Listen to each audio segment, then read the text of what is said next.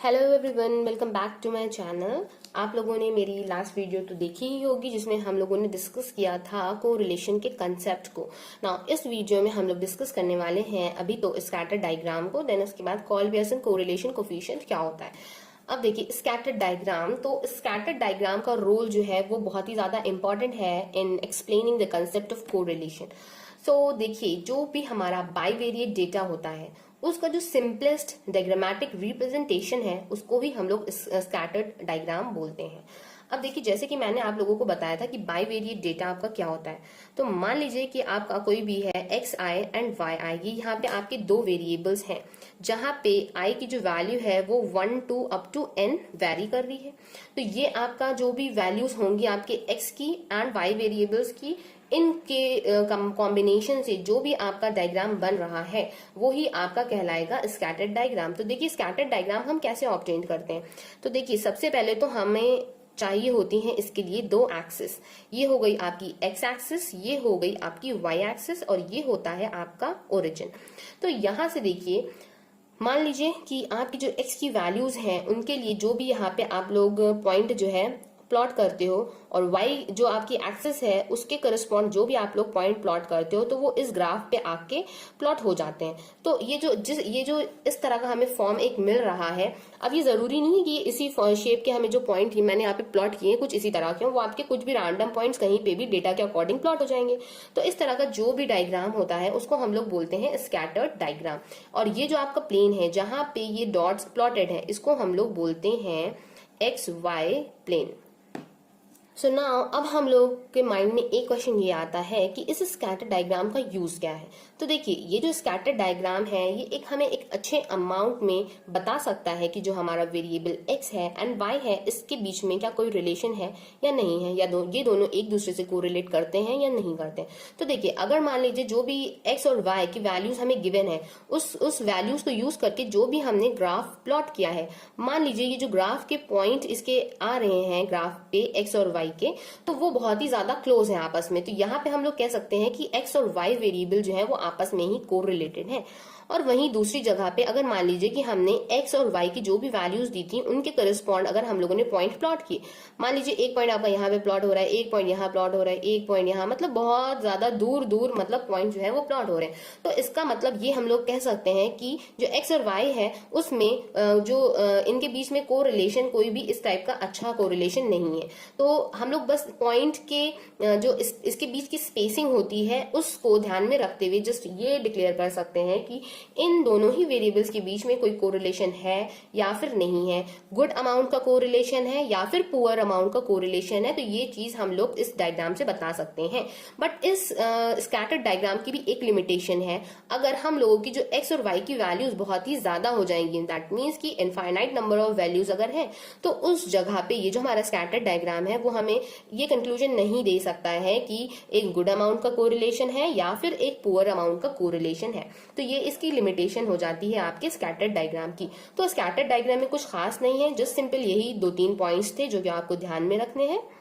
तो I hope कि जो स्कैटर्ड डायग्राम का कॉन्सेप्ट था वो आप लोगों को समझ में आ गया होगा, और अगर आप लोग 1-2 बार ये वीडियोस और सुनेंगे तो आप लोगों को और अच्छे से याद हो जाएगा ना। अब जो देखिए हमारा नेक्स्ट टॉपिक है जो कि मोस्ट इंपॉर्टेंट टॉपिक है वो है आपका कार्ल पियर्सन कोरिलेशन कोफिशिएंट। मैंने शॉर्ट फॉर्म में इसको लिख दिया है कार्ल पियर्सन कोरिलेशन कोफिशिएंट। यहाँ पे देखिए कार्ल पियर्सन कौन थे। कार्ल पियर्सन आपके एक ब्रिटिश बायोमेट्रिशियन थे, तो आपको ये ध्यान में रखना है। ये आपसे मे बी वाइवा में पूछा जा सकता है। कार्ल पियर्सन जो थे वो एक ब्रिटिश बायोमेट्रिशियन थे जिन्होंने एक फॉर्मूला को ड्राइव किया जिसको उन्होंने नाम दिया कोरिलेशन कोफिशिएंट। तो उस फॉर्मूले की हेल्प से इन्होंने क्या चीज मेजर करी, इन्होंने मेजर करी degree of linear relationship between two variables. ठीक है, तो ये चीज आपको ध्यान में रखनी है। जो कार्ल पियर्सन थे वो आपके ब्रिटिश बायोमेट्रिशियन थे, उन्होंने एक फॉर्मूला ड्राइव किया जिसका नाम उन्होंने दिया कोरिलेशन कोफिशिएंट, और उस फॉर्मूले की हेल्प से उन्होंने दो वेरिएबल्स के बीच का जो भी डिग्री ऑफ रिलेशनशिप थी, degree of linear relationship, linear term आपको यहाँ पे याद रखना जरूरी है, जो डिग्री ऑफ लीनियर रिलेशनशिप थी उसको इन्होंने फाइंड किया। अब डिग्री यहाँ पे लीनियर जो है वर्ड वार को इसलिए भी याद रखना जरूरी है बिकॉज आप आगे जाके जब मैं आपको और थोड़ी सी डेफिनेशंस बताऊंगी तो वहां पे आपका लीनियर जो टर्म है वो आपका कर्वी लीनियर में चेंज हो जाएगा। तो यहाँ पे ये ध्यान में रखना है कि जो कार्ल पियर्सन थे उन्होंने ऐसा फॉर्मूला ड्राइव करके आपको बताया था जिसकी हेल्प से आप जो लीनियर रिलेशनशिप है दो वेरिएबल्स के बीच में उसको आप लोग फाइंड कर सकते हैं। तो देखिए, जो आप लोग यहाँ पे जो कार्ल पियर्सन ने फॉर्मूला बताया है वो आपका दो वेरिएबल्स के बीच में है। एक वेरिएबल हो गया आपका x और दूसरा वेरिएबल हो गया y। तो यहाँ पे जो इन्होंने फॉर्मूला दिया था कोरिलेशन कोफिशिएंट का, उसको इन्होंने रिप्रेजेंट करा rxy से। आप rxy को इस तरह से लिख रहे हैं, साथ में कहीं पे भी अगर आपको rxy इस तरह से भी लिखा हुआ दिख जाए तो आप लोग समझ लीजिएगा कि ये वही चीज है जिसकी यहाँ पे बात हो रही है। दैट मीन्स ये दोनों ही चीजें सेम है, अलग नहीं है। तो अब देखिए, इसका जो फॉर्मूला है, मैं यहाँ पे फॉर्मूला भी आगे ही लिख दे रही हूँ। इसका फॉर्मूला होता है covariance of X Y upon under root sigma X sigma Y. यहाँ पे ये आपका क्या है, एक्स और वाई वेरिएबल के बीच में कोरिलेशन है। सिग्मा एक्स आपका है स्टैंडर्ड डेविएशन ऑफ एक्स और सिग्मा वाई है आपका स्टैंडर्ड डेविएशन ऑफ वाई। तो यहाँ पे ये पॉइंट्स आपको याद रखने हैं। सो यहाँ पे आप लोग ये मान सकते हैं कि एक्स आई एंड वाई आई आपके कोई भी दो रैंडम वेरिएबल्स हैं, या फिर मे बी ये दोनों रैंडम वेरिएबल्स कोई डिस्ट्रीब्यूशन फॉलो कर रहे होंगे। अगर आप लोगों को कोई भी डिस्क्रीट डेटा दिया होगा तो यहाँ पे एक्स वाई की वैल्यू आपको 1 2 अप टू n इस तरह के फॉर्म में दी होगी। बट वहीं पे अगर आपको ये कोई कॉन्टिन्यूअस डिस्ट्रीब्यूशन के फॉर्म में दिया होगा तो वहां पे उसका कोई भी आपको पीडीएफ गिवन होगा। तो यहाँ पे सिंपल मैं आपको जिस फॉर्म में बता रही हूँ आप वो याद करो। अगर आगे आने वाले क्वेश्चन में अगर कॉन्टिन्यूअस या डिस्क्रीट जो भी होगा वो मैं आप लोगों को इजिली एक्सप्लेन कर दूंगी। तो यहाँ पे मान के चलते हैं कि एक्स और वाई आपकी जो है वैल्यूज गिवन है आपकी एक्स और वाई की। आई जो है, आई की वैल्यू 1 से n तक जा रही है, मतलब कि एक्स की n वैल्यूज गिवन है और वाई की n वैल्यूज गिवन है, और ये आपका कोई भी वाई वेरिएट डिस्ट्रीब्यूशन है। तो यहाँ पे आप लोग कोवेरियंस ऑफ एक्स वाई जो है उसकी वैल्यू कैसे निकालोगे? तो हम लोग लिखते हैं covariance of X Y is equal to expectation of X minus expectation of X, then bracket में ही y minus expectation of y। तो आप लोगों ने ये जो चीज है एक्सपेक्टेशन में आप लोगों ने देखा होगा जब हम लोगों ने ये चीज पढ़ी थी। तो कोवेरियंस का फॉर्मूला जो है वो इस तरह से हम लोग फाइंड कर सकते हैं, या फिर एक तरीका और होता है, इसको हम लोग लिख सकते हैं समेशन के फॉर्म में भी। तो वो हो जाएगा 1/n summation i is going from 1 to n xi minus x bar then yi minus y bar. तो इस तरह से भी इसका फॉर्मूला हम लोग इसको यूज कर सकते हैं, और इसको हम लोग रिप्रेजेंट करते हैं μ1 के फॉर्म से। तो ये चीज आप लोगों को याद रखना बहुत जरूरी है। अब देखिए, वहीं अगर हम लोग बात करें सिग्मा एक्स की, सिग्मा एक्स का मतलब होता है स्टैंडर्ड डेविएशन ऑफ एक्स। तो स्टैंडर्ड डेविएशन आप लोगों को पता होगा कि under root of variance of X होता है। एक तो चीज ये ध्यान में रखनी है। अदरवाइज देखिए, आप इसका जो फॉर्मूला है वो आप लोग किस तरह से ओपन कर सकते हैं। तो इसको ऑब्टेन करने के लिए क्यों ना हम लोग वेरिएंस का यूज करें सबसे पहले। तो जो वेरिएंस ऑफ एक्स है, मतलब कि सिग्मा एक्स स्क्वायर, जो वेरिएंस होता है उस पर तो स्क्वायर लगा होता है। तो देखिए सिग्मा एक्स स्क्वायर, तो इसका जो फॉर्मूला है उसको हम लोग लिख सकते हैं expectation of X minus expectation of x का होल स्क्वायर। आप लोग इस फॉर्मूला का यूज करके भी आप लोग वेरिएंस ऑफ एक्स फाइंड कर सकते हैं। अगर आपको ये नहीं यूज करना है तो आप ये यूज कर सकते हैं 1/n समेशन एक्स आई माइनस एक्स बार का होल स्क्वायर। दैट मीन्स आप एक्स बार निकालिए, देन एक्स आई माइनस एक्स बार करके उसका आप सम स्क्वायर करके उसका सम कर सकते हैं, देन एन से डिवाइड कर देंगे तो यहाँ पे आपका वेरिएंस निकल आएगा। तो ये सब चीजें आपके जो है वो डिस्क्रीट केस के लिए हैं। तो ये चीज आपको समझ में आ गई। अब सिमिलरली आपने जिस तरह से वेरिएंस निकाला था, अब मान लीजिए जो भी वेरिएंस आ गया है आपका, तो वो वेरिएंस आप अंडर रूट में रखोगे तो आपका स्टैंडर्ड डेविएशन ऑफ एक्स आ जाएगा। अब similarly variance of Y find करना है, that mean sigma Y square. तो जहां जहां पे देखिए आपका एक्स दिख रहा है वहां वहां पे आप जो है वो y की वैल्यूज को ले लोगे, y की वैल्यूज ले लोगे, तो यहां से आपका जो है वेरिएंस ऑफ y आपका फाइंड आउट हो जाएगा। तो वहीं पे अगर आपको स्टैंडर्ड डेविएशन ऑफ y निकालना है तो under root of variance of y आप कर दोगे, तो यहां से आपकी जो वैल्यू है वो आपकी फाइंड आउट हो जाएगी। तो देखिए हमें पता चल गई है कोवेरिएंस की वैल्यू, हमें पता चल गई है standard deviation of x, standard deviation of y, इन दोनों की वैल्यूज हमें पता चल चुकी हैं। ये सारी ही वैल्यूज हम यहाँ पे सब्स्टिट्यूट कर देंगे, तो उसके बाद जो हमारा कोरिलेशन कोफिशिएंट है बिटवीन x एंड y वो हमें इजीली पता चल जाएगा। देखिए इन सारी इक्वेशंस को सॉल्व करने के तरीके बहुत सारे हैं, तो आप लोगों को जो इजी लगता है आप लोग उसे फॉलो कर सकते हो। अब जैसे ही मान लीजिए मैंने आप लोगों को ये चीज यहाँ पे बताई है कि कोवेरिएंस ऑफ एक्स वाई को आप लोग ऐसे निकाल सकते हो। अब देखिए इसको फाइंड करने का एक फॉर्मूला और है, आप लोग चाहो तो इसको अंदर मल्टीप्लाई कर सकते हो, देन आप लोग समेशन ऑपरेट कर दो। समेशन ऑपरेट करने के बाद देखिए कुछ चीजें हैं जो कि ऐड हो रही होंगी या फिर सब्ट्रैक्ट हो रही होंगी, उस तरह से आप उसको देख सकते हो। तो देखिए अगर आप लोग इस तरह से इसको मल्टीप्लाई करके इसको सॉल्व करोगे तो आपका कुछ इस तरह का फॉर्म भी बन सकता है 1/n summation over i X I Y I minus X bar Y bar. तो इस कंसेप्ट को यूज करके भी आप लोग जो है वो फाइंड कर सकते हो। ना यहाँ पे मैं आप लोगों को बता दूं कि जो आर है, जो कोरिलेशन कोफिशिएंट है, उसकी जो रेंज होती है वो आपकी -1 से +1 के बीच में लाई करती है। इसका मतलब ये वैल्यू +1 भी लेता है, ये वैल्यू -1 भी लेता है, एंड ये वैल्यू आर जो है वो 0 भी लेती है।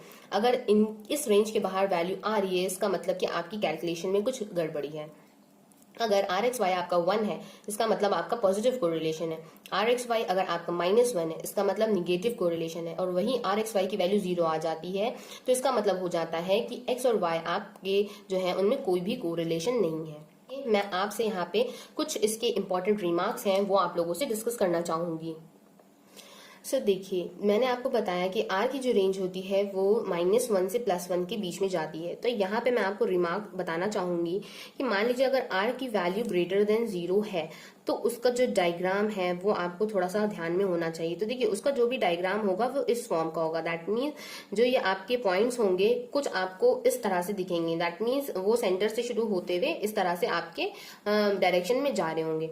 तो ये हो जाता है आर इज ग्रेटर देन 0 पे। अब वहीं अगर मान लीजिए कि जो आर की वैल्यू है, जो कोरिलेशन कोफिशिएंट है, वो लेस देन 0 है, तो लेस देन 0 होने के केस में जो आपके पॉइंट्स होंगे वो कुछ इस डायरेक्शन में बनेंगे। आप लोग समझ रहे होंगे। देखिए, ये इस डायरेक्शन में बन रहे थे कुछ, तो अब देखिए इसकी डायरेक्शन जो है पॉइंट्स की वो चेंज हो गई है। अब वहीं पे अगर आर की वैल्यू आपकी 0 हो जाती है, दैट मीन्स कोई भी कोरिलेशन नहीं है, या आप लोग कह सकते हो। तो जो भी आपके स्कैटर डायग्राम बनेगा वो कुछ इस तरह का बनेगा। अब सिमिलरली अगर आर की वैल्यू +1 है, दैट मीन्स परफेक्ट आपका कोरिलेशन है एक्स और वाई के बीच में, तो यहाँ पे जो भी आपके ये जो पॉइंट है ये स्कैटर ना होकर ये एक लाइन के फॉर्म में बन जाएंगे। दैट मीन्स मान लीजिए ये एक्स और वाई पे जो जब आप पॉइंट्स प्लॉट करोगे तो वो इस तरह से एक लाइन के फॉर्म में आ जाएंगे। तो यहाँ पे हम कह सकते हैं कि एक्स और वाई के बीच में एक परफेक्ट पॉजिटिव कोरिलेशन है।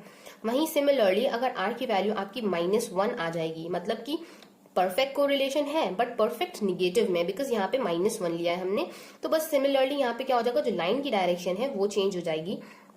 और यहाँ पे हम लोग कह पाएंगे कि x और y जो है वो एक लाइन के फॉर्म में, जहाँ पे x + y = c। c आपका कोई भी कांस्टेंट हो सकता है, 1 2 3 4 5 कुछ भी c की वैल्यू हो सकती है। तो यहाँ पे ये हो गया x और y के बीच में आपका परफेक्ट निगेटिव कोरिलेशन। तो ये आपका देखिए फर्स्ट रिमार्क था। अब अगर मैं यहाँ से आपकी जो रिमार्क